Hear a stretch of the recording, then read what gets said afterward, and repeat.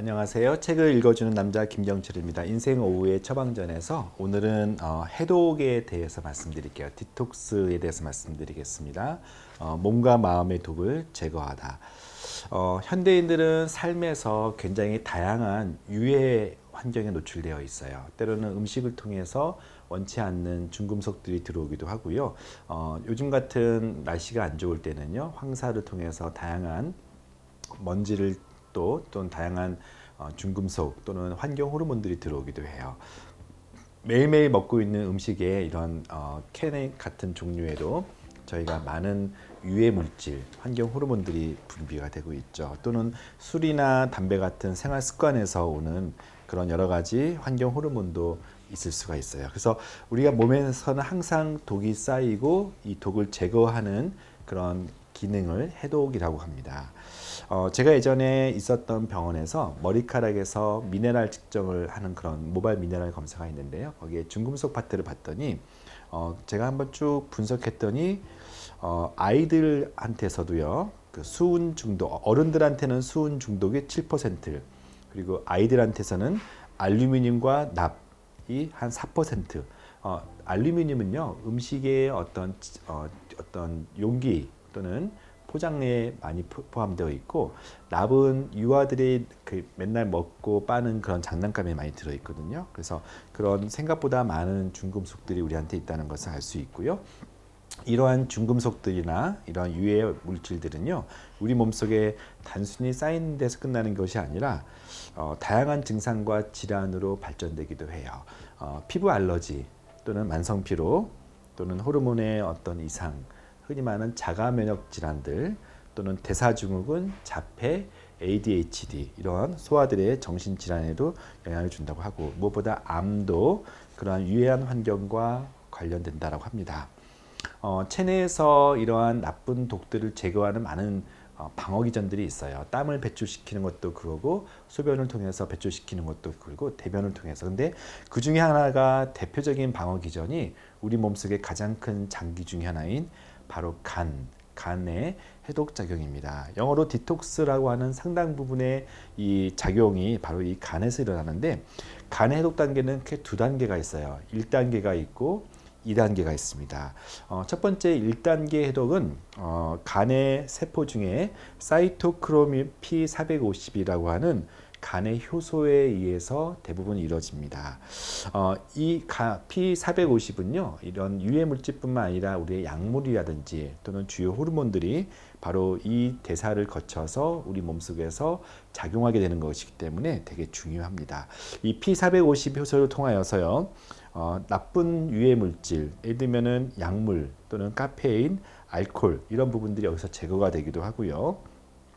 분해시켜서 어떤 유해하지 않은 무해한 그런 최종 물질로 만들어서 체내에서 돌아다니는 단계를 바로 1단계라고 합니다.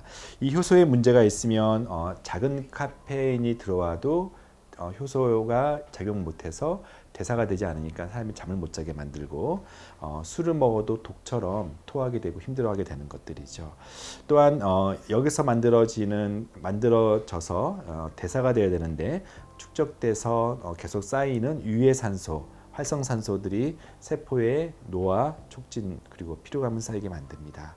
이 1단계 해독을 도와주는 대표적인 그런 물질들을, 즉 유해산소를 제거시키는 것을 우리가 항산화제라고 해요. 그래서 흔히 디톡스 주스 이러면은 보통 유명한 항산화 야채 또 항산화 기능이 있는 그런 과일들을 특히 껍질을 중심으로 해서 갈아서 먹는 그런 디톡스 주스가 굉장히 많이 시중에 나와 있지요. 자, 두 번째로 간의 2단계 독소를 제거하는 해독 기능은요, 이 독소 물질에 작은 화학 물질을 붙여서 중화시키는, 영어로 컨주게이션이라고 합니다. 이런 접합 과정 또는 중화 과정을 통해서 독소를 배출시키는 그런 것이고, 주로 소변이나 담즙으로 배출시키는 데 있어서 그런 중화, 결합이 중요합니다. 대표적인 결합을 하는 물질이 글루타치온이라고 하는 접합이에요. 그래서 가장 많이 쓰이고 중요한 해독 작용 중에 물질로 이런 글루타치온, 이것을 주사로 맞으면 사람들이 흔히 배곡주사라고 알려져 있는 것이 바로 이 글루타치온 부분이고요. 그 외에도 글리신, 글리신은 또 글루타치와 함께 우리가 아세틸시스테인 같은 성분이기도 합니다. 타우린, 바카스에 많이 들어있죠. 글루타메이트 또는 글루타민, 메티오닌 같은 이러한 영양소들이 바로 2단계 해독과 관련됩니다. 그래서 1단계 해독의 항산화, 2단계 해독의 주로 아미노산들이 간의 디톡스를 도와준다고 보시면 되겠어요. 이런 물질이 풍부한 음식과 식재료들이 바로 간의 해독 기능에 도움되는데요. 동서양 막론하고 예전부터 해독을 위해서 약초를 찾아왔는데요. 성경에서도 이런 본문이 있더라고요. 열왕기하 4장 38절 41절에 당시에 흉년이 들어있는 시절에 그 당시에 성경에서 리더였던 엘리사가 그 이스라엘 백성들이 먹을 게 없어서 온 숲을 찾아서 먹다가 흔히 말하는 나쁜 약초, 나쁜 그런 약초를 먹고 나쁜 열매를 먹고 식중독에 걸려 있는 사람들을 위해서 솥에 가루를 넣어서 해독을 시키는 그런 장면이 나와요. 현대의학에서 대표적인 해독제라고 하는 것이 밀크시슬 또는 실리마린 같은 그런 물질도 간의 해독을 돕기도 하고요. 이는 각각 단순히 간 수치를 떨어뜨리고 해독만 하는 것이 아니라 항암 효과도 있고요. 그리고 특별히 마늘, 양파, 표고버섯, 브로콜리 또는 차가버섯 같은 것들도 항산화 기능뿐만 아니라 디톡스에 도움이 된다고 합니다. 우리가 늘 몸의 해독에 굉장히 사람들이 관심이 있는데요. 사실은 마음과 영혼의 해독도 필요합니다. 건강한 마음이 건강한 생활 습관을 만들고 건강한 몸을 만듭니다. 마음을 어지럽게 만들고 삶의 방향을 잃어버리는 마음의 독소인 탐심, 분노, 낮은 자존감, 원통함의 감정들을 우리는 독소를 제거해야 됩니다. 무엇보다 인간관계를 어렵게 하고 잠을 못 자게 만들어 몸까지 힘들게 만드는 마음의 쓴뿌리를 제거해야 됩니다. 의지만 가지고는 안 되죠. 마음의 쓴뿌리를 제거하는 최고 해독제는 바로 은혜를 경험하는 것입니다. 사람의 의지만 가지고 제거할 수 없고 노력으로 어쩌할 수 없는 것이 바로 마음의 독이라고 할 수가 있겠죠.